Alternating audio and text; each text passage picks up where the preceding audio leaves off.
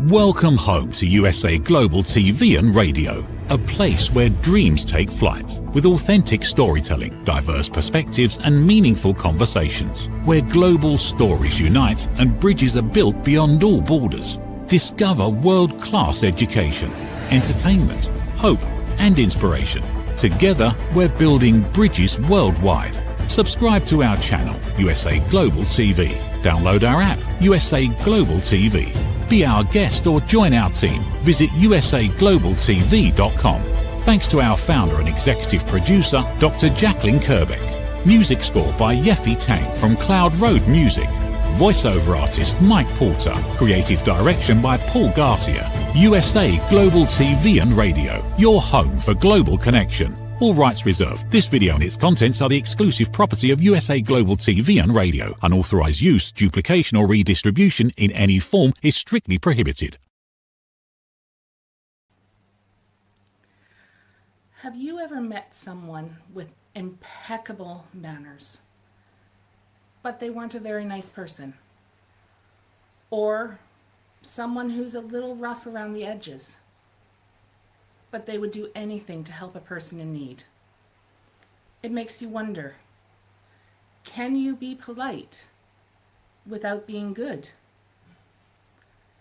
Welcome to A Woman's Prerogative. Today, we're exploring the difference between manners, kindness, and character, and whether they are the same thing. Joining me today is my lovely and talented co-host, Dr. Jacalyn Kerbeck. Hello, Amanda. Welcome. Thank you. I love this topic. Can you be polite without being good? When you came up with this, I thought that is so provocative. I love it. It's not as simple a question as it would seem. And well, I was looking at it this weekend once we'd come up with it. And my husband said, well, you've got the answer to that. And I kind of had to look at him and go, actually, I don't know if I really do. It's not as simple and cut and dry as it seems. Dr. Jacalyn, I wonder, do you think people often confuse good manners with being a good person? Yes, I think sometimes people can hide behind good manners, and it can be a facade or a charade, and people say all the right things, and then when you walk away, they bring out that knife, stab you right in the back. But they came across as being so polite and articulate. I have to agree, and we all know somebody who has done that. The boss who is so sweet in front of the big group, but behind closed doors is not the kindest person and will rip you anew without even thinking about it. But then you'll find the people who, they don't have the greatest manners. They're, as I said in the intro, they're rough around the edges. Most people would look at them and go, oh, they're not going to be very great people. But they can hide sometimes the gentlest souls. And if you miss out on getting to know them, you're missing something very special. Have you ever met somebody like that? Yes. Well, to the first part of what you just shared, I will never forget this. I went to church and I was driving into the parking lot and a space opened up and this person came out of nowhere and just took the space. And then when they got out of the car, I had the window open and I said, really, I've been waiting for this space. And they yelled an obscenity. And I thought, isn't that interesting? We're in the church parking lot. We're about to go into church. And that's how the person is acting. So I think especially religion. In fact, I wrote my book, Holy But Harmful, by the way, The Silent Sin of Judgment, that sometimes people can hide even in religion and they can have good manners, but at the same time, they're not practicing what they preach. So I really like when someone just is very upfront about who they are and what you can expect, because then you know who you're dealing with, you know your audience. You know what? It's funny that well, it's not funny. Your church story isn't funny, but I've had very similar circumstances like that, where I'll be going to church and on the way out, somebody will cut you off and they'll honk their horn. I've had people who have gestured not so nicely towards as well, just because they wanted to be first. And I'll drive away then thinking, is this what we're going for? So that we can ask for forgiveness and then come out and be completely mean human beings. And that's not everyone. I was raised by my father and my grandfather were both ministers. And my grandfather would do absolutely anything for another human being. And to this day, people remember, when I go back to the church I grew up in, the stories I hear are all about his giant hugs and how he always had time to listen to people and a kind word, and that people loved being with my grandmother because she made them feel like they were part of the family and that they mattered. But I have other members of my family who were also ministers, and unfortunately, if it wasn't about them, then you were an enemy. And if you had nothing to give them or nothing that can promote them, they had no time for you. So it is very much what is under the skin. Kind of, we're all onions, right? The layers. But you do have to look beyond what you see sometimes. And that's not easy to do. Have you ever had that? Absolutely. And Amanda, one of my favorite expressions that I've been using for a long time is when someone shows you who they are, believe them. So people can have proper etiquette and manners and use large words and be very articulate, but at some point the charade will be over. And one of the things I think that's so interesting is someone may present themselves one way in business, and then in another way, they're completely different. And what I mean by that, there's no judgment. In fact, I had a conversation with someone today about this. When we start judging people because of the choices that they make or the lifestyle that we have or they have, then we're getting into a whole new area. But when someone shows up and they are kind and respectful and gracious, we feel a certain connection toward them. And so we expect that they probably will show up like that over and over again until they don't. But when someone really isn't genuine, in my experience, they put on a face, they put on a mask, they put on a charade. And I'm not talking about the choices they make in their life. I'm talking about how they actually treat you as an individual. Because I think when we go beyond how someone treats us and we start evaluating how they're living their life, we're in a position of judgment. And I don't advocate for that, because every one of us is human and every one of us makes choices that might not be the same ones that other people make. But making the decision to be gracious to someone, to be respectful, to give the person a space to share something, I think that is a basic right that we all have. And I wish more people would embrace that, actually. You're absolutely right. I don't think anyone deserves to be treated badly. I honestly don't. I think everyone, as you said, they deserve to be treated with compassion and kindness and treated as if they matter, no matter who they are. But I do think that we don't look very deep, but I wonder if you can't be truly good,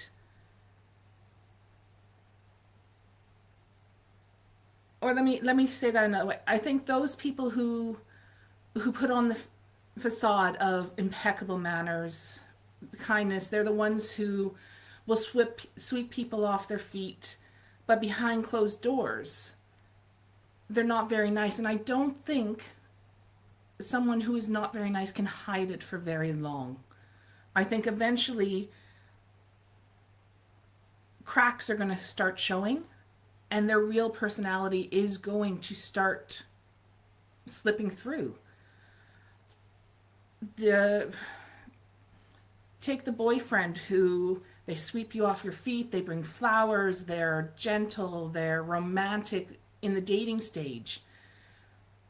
But once you've moved in or you've gotten married, the cracks start to show. And it can be little things like they didn't like dinner nice, or why are you wearing that outfit? It doesn't look very nice. Just little demeaning things which can become bigger things. But I truly think our real personalities can't be hidden for long. Would you agree with that, Dr. Jacalyn? Yes, and I'll tell you why. I think because our emotions start manifesting and showing themselves. Take, for example, if you are tired, you're tired, you have a very short fuse, and it is difficult to hide how you're really feeling.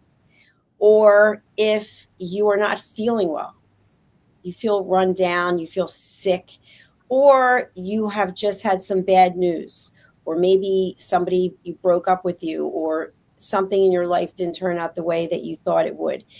If you are not in control of your emotions, those emotions really manifest and come out. And then being nice and respectful to someone else is usually the first thing that goes out the window. And to your point, when you were just talking about getting into a relationship with someone and they've been one way and now you're in a committed relationship and they're another way, that happens a lot. And there is a name for it, which I'm not going to use, but it's because the person has a certain level of charm and charisma, and they basically reel you in. And then once they get you, they drop all of that. And what I've experienced, because I went through it myself, is basically a lack of self-esteem, a lack of worthiness, and just feeling like instead of being 5'3", I was 3'9". You just start shrinking and shrinking. And so now I know what the patterns are. I know what the signs are to look for, because many times people will be so overly interested and nice and just want to know everything about you. And it comes to a level where it's suspicious. It's overkill. And so we have to be careful, in my experience. Dr. Jacalyn, thank you for sharing. And I'm so sorry you had to go through that. I grew up very similar to that. And it still amazes me to this day that nobody knew what was going on in my household. Right? People would see the image that we gave and they would think everything was grand. But that kind of control, that kind of abuse, it leaves a mark on you. And sometimes that, as you get older, as you become an adult, that comes through as a lack of confidence, as you said, and doubting yourself. And that when that comes across to other people, sometimes they read that as a weakness and they judge you for that, and they don't think that you're a good person because you second guess what you're about to say, or you don't trust. When somebody's being very kind to you, you instantly go on guard and become suspicious of what are their motives. And we have to be aware that people come from many different backgrounds, cultures, traditions, religions, and that shapes who they can be and how they're going to approach situations and introductions. And I honestly think we are so quick to judge that we don't take the time to actually get to know the person who is in front of us. And I'm not sure if there's a right answer on how to fix that, other than having some patience and asking questions and taking that time to actually listen to them and see who they are for themselves. What would you recommend as a way to overcome some of those traumas and that are left from those situations? The first thing I think is that we judge ourselves. I've shared many times I was raped, And I had gone off with a guy who was older than me, and I was in a bar. That's where he worked. I was underage. And of course, afterwards, I was told it was my fault because I was underage and I shouldn't have been there, which is very true. But for so many years, I just beat myself up because I just kept saying it was my own fault. And I truly believe that that's how I ended up with ulcerative colitis, because when you keep those kinds of feelings in and you feel like you've been judged by family and friends, and the first thing you have to do is you have to forgive yourself. And you have to forgive the other people who were involved. And sometimes the other people have already passed away. And so you have to make peace with it, because it's so interesting. I was just sharing this with someone today. I watched this movie last night called The Substance with Demi Moore. I don't even know how, because I don't watch TV. I turned the TV on and somehow this came up.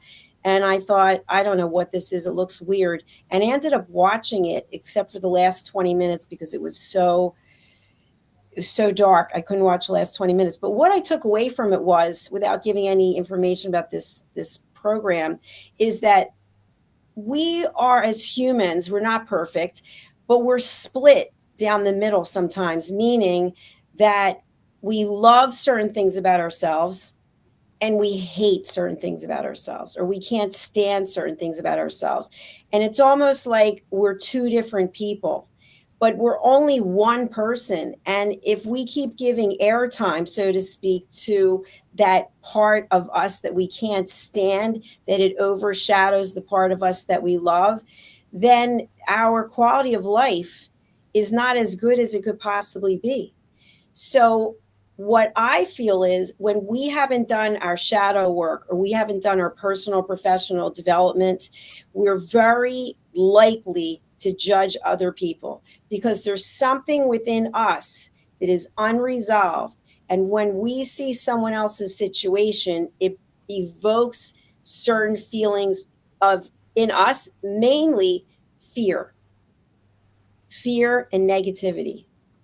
And going back to what you said, and then I'm going to turn it back over to you. Sometimes people have things that have happened to them. They have it locked up so tight and deeply inside them.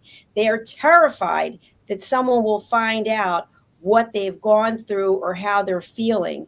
And so when they meet someone who might have a similar situation or something that reminds them of it, they immediately go on the offensive and they start judging the other person because it's reminding them of something in their own life. Wow.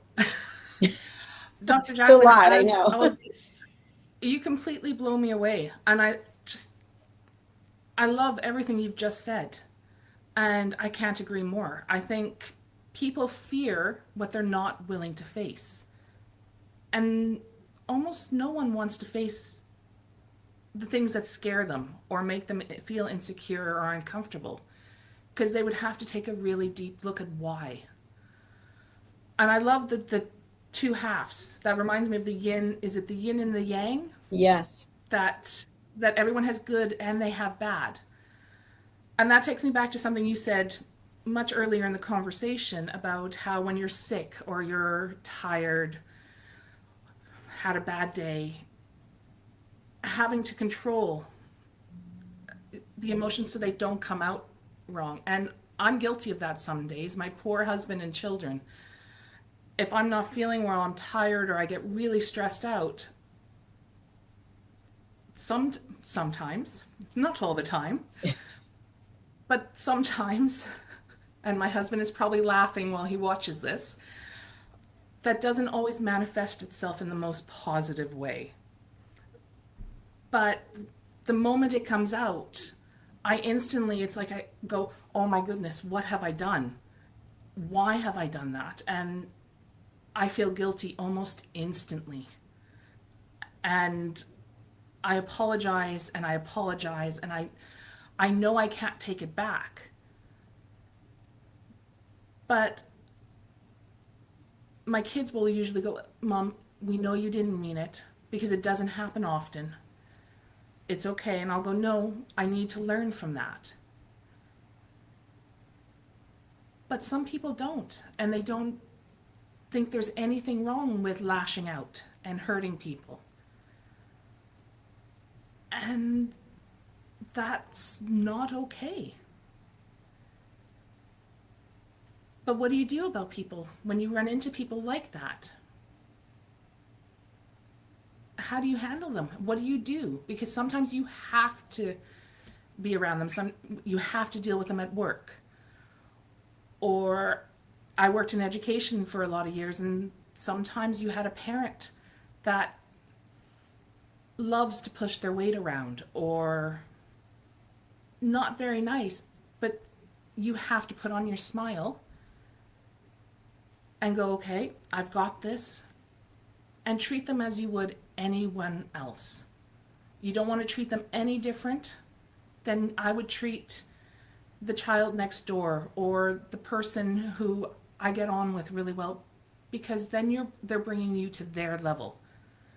And that's not something you want either. Would you agree? Very true. Or, yes, very true. I know before I retired from corporate, I was in the meetings and events space for a long time. And I would be on site with clients and the clients' clients and our staff. And after 12 hours, 15 hours, sometimes 18 hours if there were issues, the whole time you're like, hello, hello. And your face is about to crack off. And you hear, just like someone who works in customer service, you hear so many negative things because people love to share the negative things, right? When they're, especially if somebody has earned a trip, it's kind of like, well, I worked all year and I earned, and this is wrong and that is wrong. But the one thing that I really learned, and I believe that they teach this to people who, not every place, but it is a teaching skill in call centers. Because if you think about it, if you're in a call center, you're answering calls all day, people complaining. The first thing is you don't take it personally because it's not about you. And even though a person may be screaming and yelling and name calling, what I think is so interesting, and I've been party to this, is I just listen. I show no emotion whatsoever. And then just let them, they go on and on and on and on. And what's happening is you're actually witnessing a meltdown. The person is having a complete and utter meltdown. And at some point, if they have a conscience, they are going to be horrified at their own behavior. But if you engage, then it's like when I talk about starting a fire, and the fire needs oxygen to breathe. So if you're breathing and you are facilitating a back and forth with them, that argument is going to get higher and hotter and louder. But instead, you can choose not to engage.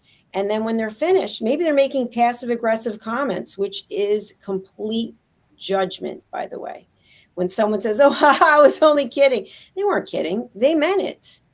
They meant it.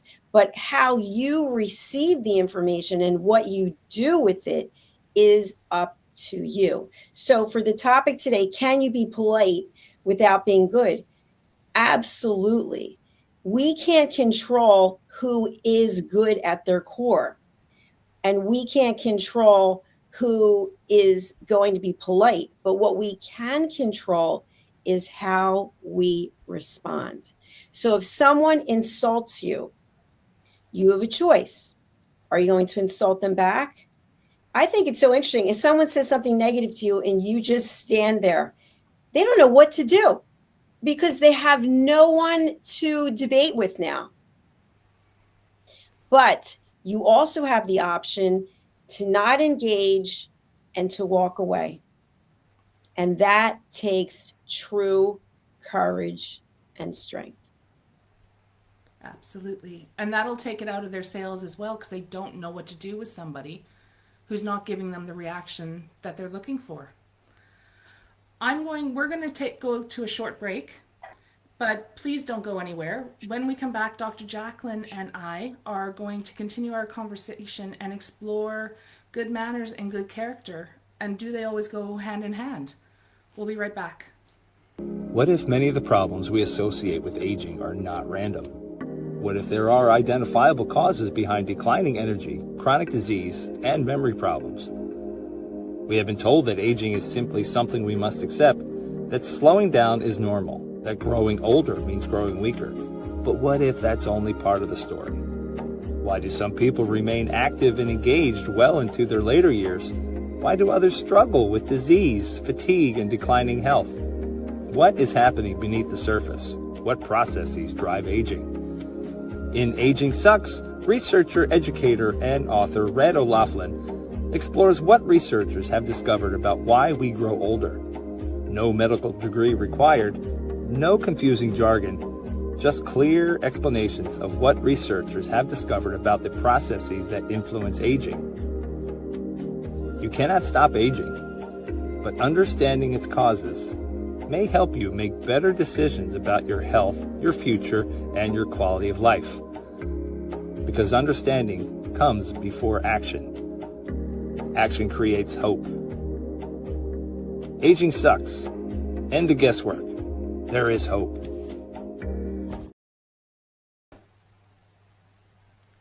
Welcome back to A Woman's Prerogative. I've had the honor of reading Red's book, and I would highly recommend it to anyone who would like to take the guesswork out of aging. Today, we're asking the question, can you be polite without being good? Before the break, we were talking about the difference between manners and character. And it made me think of something else. But before we get into that, I'd like to bring back my lovely co-host, Dr. Jacalyn Kerbeck. Hello, hello, hello. By the way, I don't think our audience knows where you and I are located. Where are you right now? I am currently located in Papua, Indonesia. Little island attached to the same island as Papua New Guinea, but I'm on the west side. And I'm in New Jersey in the United States. So I just think it's so amazing that we can be in different parts of the world. It's morning there, yes? It is. I'm not going to say bright. It's kind of windy, which is odd for here. But we've had a morning rainstorm. So everything's a little overcast and wet. So it's Tuesday there and it's Monday here. I think that's really kind of amazing. So Amanda, when we were talking in the first part of the show about can you be polite without being good, I think we came up with the mutual consensus that you can be polite and not necessarily be good, and you can be good and not necessarily be polite. So what I'd like to know, you have a lot of experience with etiquette and manners, and actually the next program is called The Social Edge, and this is your flagship show. I'm very excited about this. So what would you say if you were actually going to be holding a training and this was the topic? I would absolutely encourage everyone to always be polite.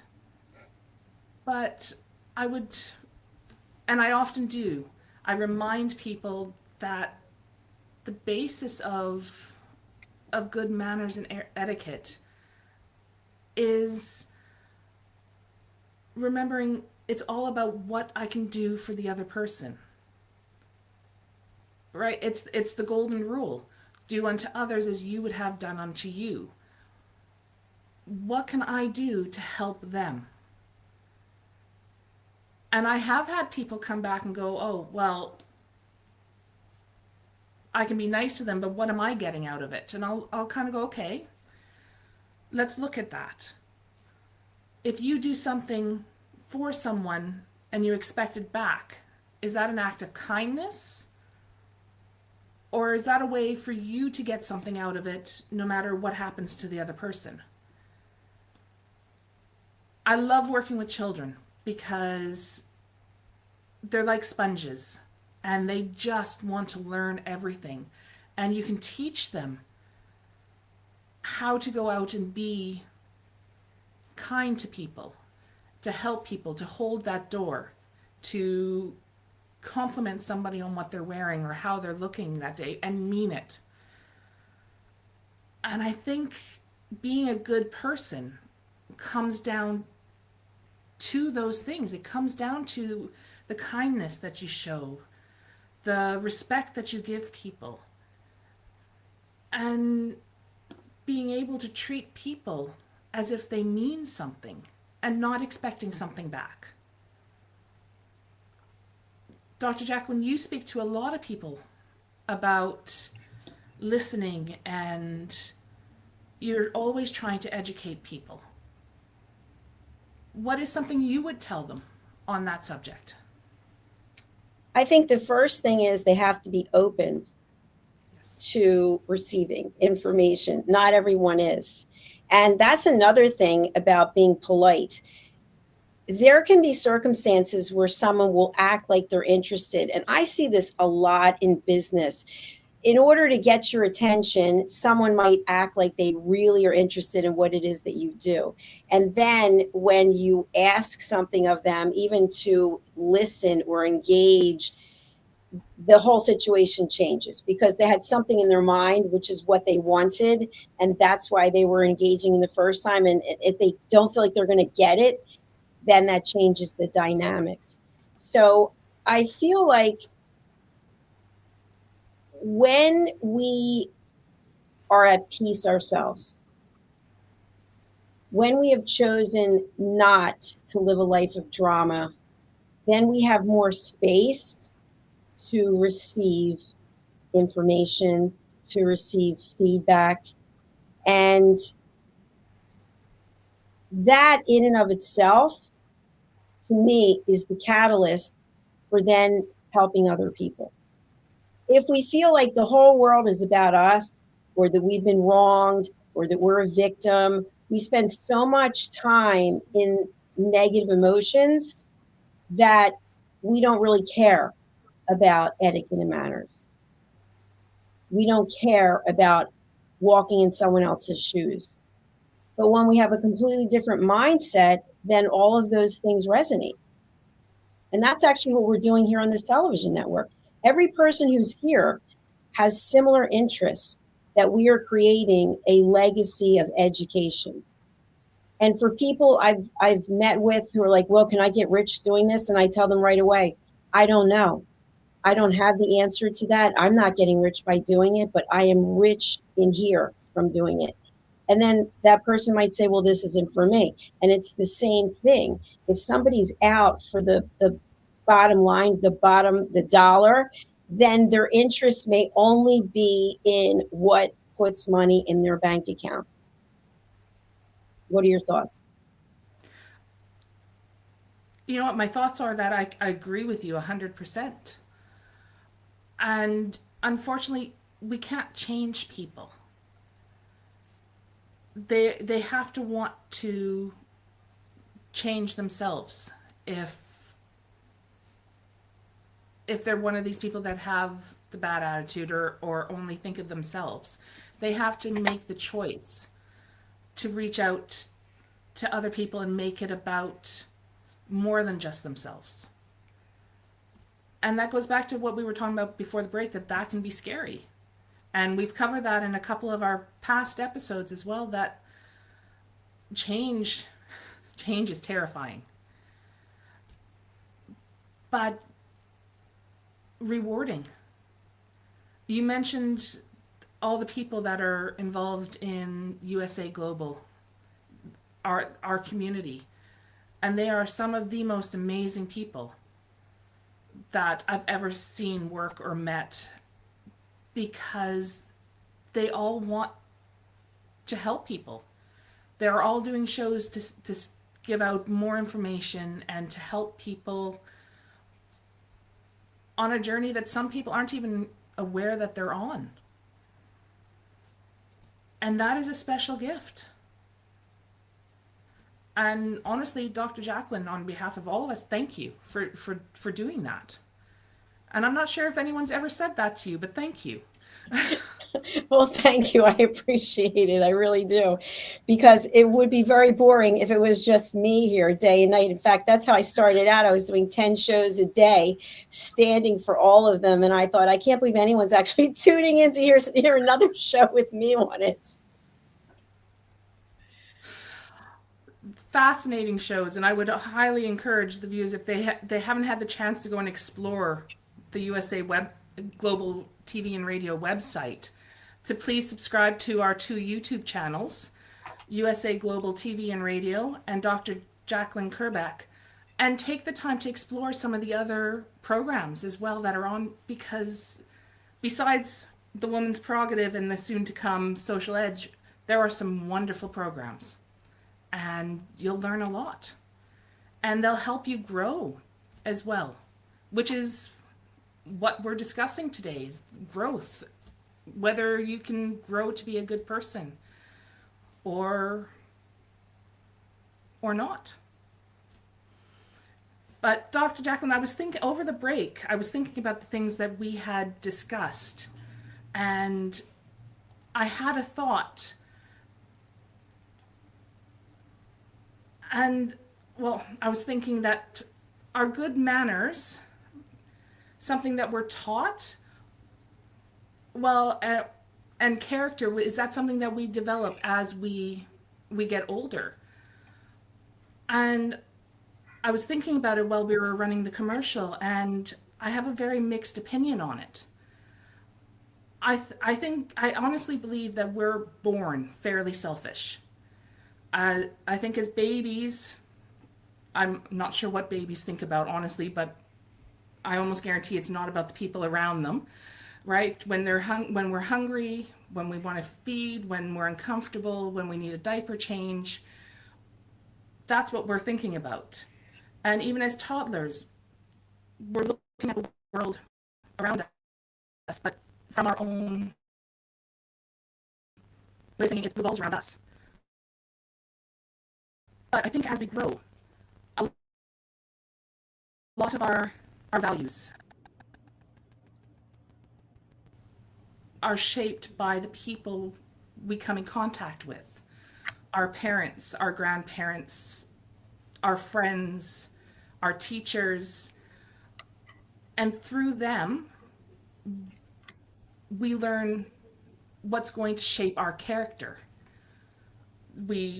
From some, I'm hoping from most, we learn kindness and empathy and respect, and often the manners that we are going to display for people.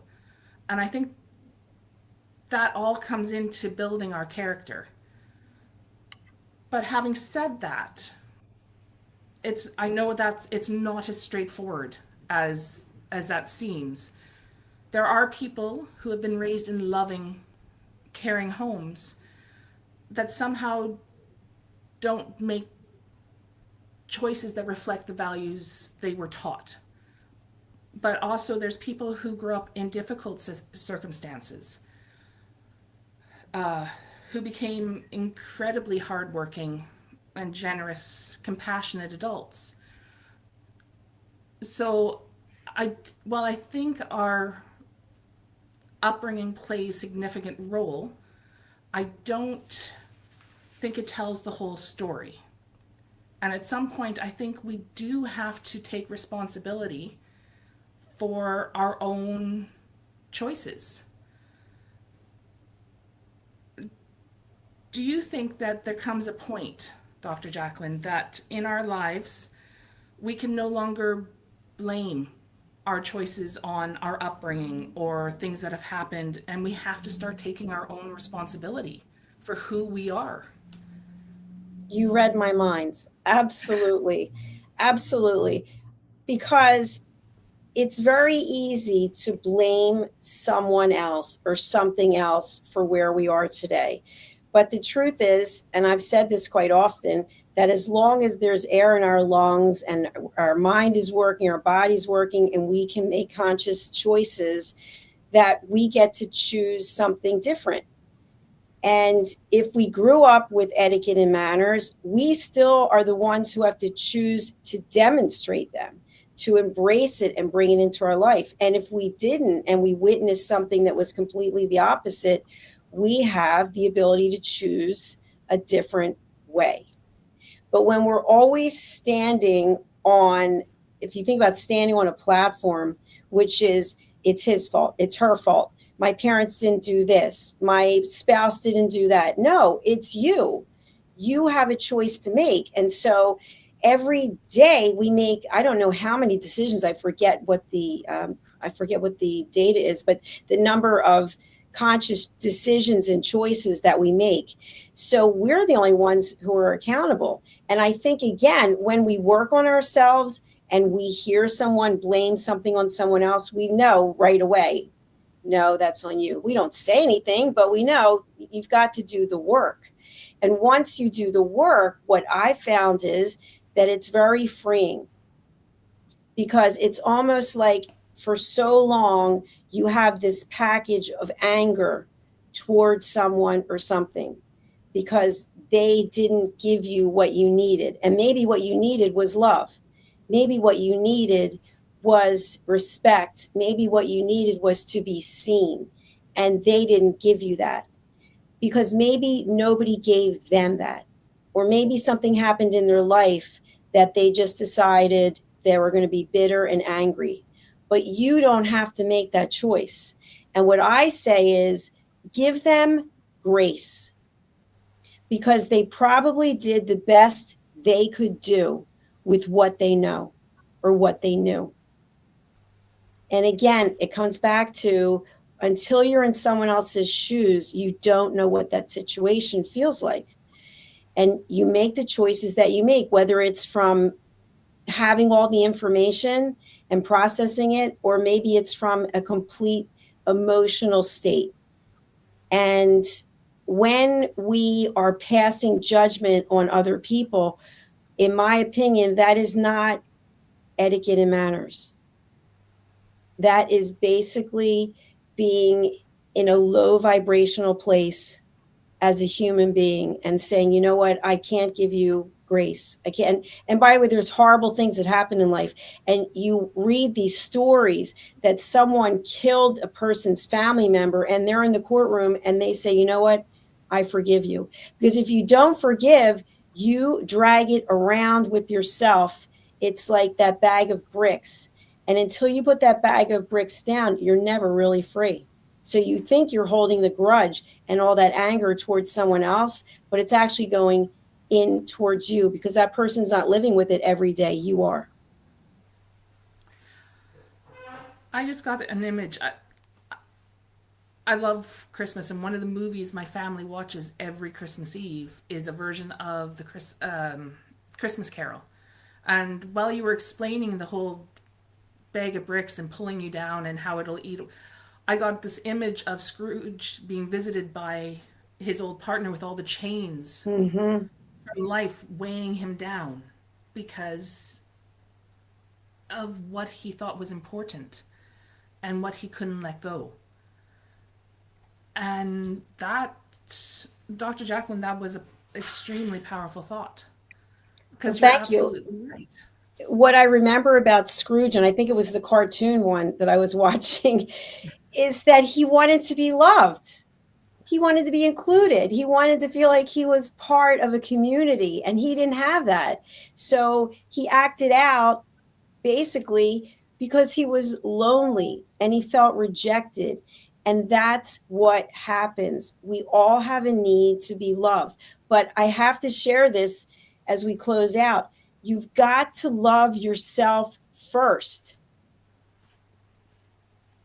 When Absolutely. I talked about this substance, this movie, and again, I'm not a paid spokesperson, but I highly recommend that people watch it because it is, it's really dark in a lot of ways. And as I mentioned, I couldn't watch the end of it, but the message is so spot on for all of us. If you don't love yourself and you spend so much time hating part of who you are or hating what you did, you are taking the gift that we now have, which we're living longer as human beings. We're living, I forget if it's 20 years longer on average, which is a gift. And you're going into the gift with all this anger and hatred that is only bringing you down. We all make mistakes. We're all going to make mistakes. We do the best that we can. We learn from it. If we're not learning from it and we're doing the same thing over and over again, that's another story. And are we doing it with with hatred in our heart? Or are we doing it just because we're humans and we're weak? Think of Adam and Eve and the apple. So they're my thoughts for today's episode. Can you be polite without being good? Very powerful thoughts to end with. I love that. Dr. Jacalyn, you're right. We've come to the end of our time. Is there a way for people to contact you? And who would you like to hear from?